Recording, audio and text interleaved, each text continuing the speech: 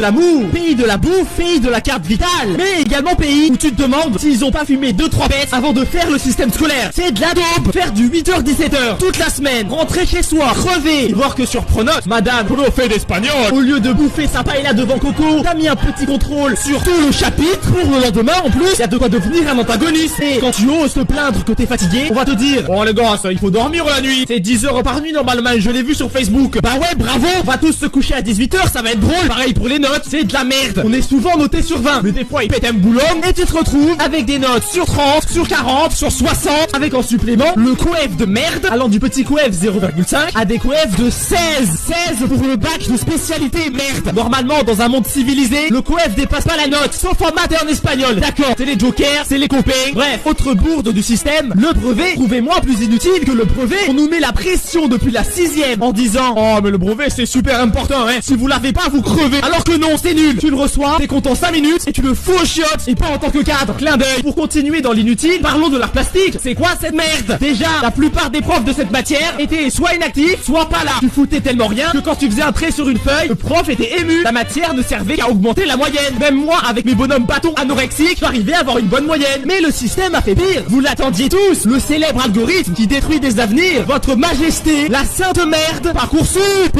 Chose rigolote, tout est dans le titre. Parcoursup supprime ton parcours scolaire. Qui nous nargue en plus pour prouver une nouvelle fois que c'est de la grosse merde. Une meuf a envoyé sur Parcoursup une recette de cuisine à la place d'une lettre de motivation. Et elle a été acceptée dans une école. Y a un petit problème là, non? Il fallait me le dire que pour rentrer chez Google, il suffisait de faire un bon bœuf bourguignon avec ses carottes fondant. Bref, j'ai aussi envie de râler sur la cantine, car c'est une vraie merde. Déjà, c'est pas bon, je vous apprends rien, mais s'il vous plaît, faites un effort sur le pain, merde. C'est de l'obsidienne le truc. C'est un parpaing. C'est un parpaing. Tu peux faire ton CAP maçonnerie avec, ou jouer à la pétanque avec les collègues. La France